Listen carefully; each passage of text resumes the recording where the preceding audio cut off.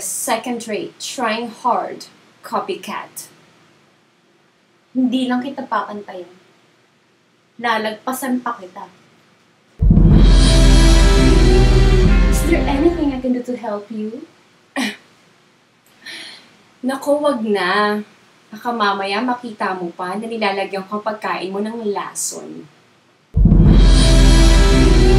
Bakit? Ano pinagmamalaki mo? Sino ka ba? Sa magaling ang katawan mo? Sa putik, di ba? Putik nga ako. Pero kahit ganito ako, nagsisimba ako. At ang sabi ng nasa itaas, ang sala sa init, sala sa lamig. Iniluluwa ng langit, isinusuka ng Diyos.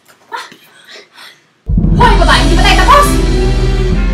Sabihin mo lang saan, kailan, at sa kung papaanong paraan. Hindi kita uurungan.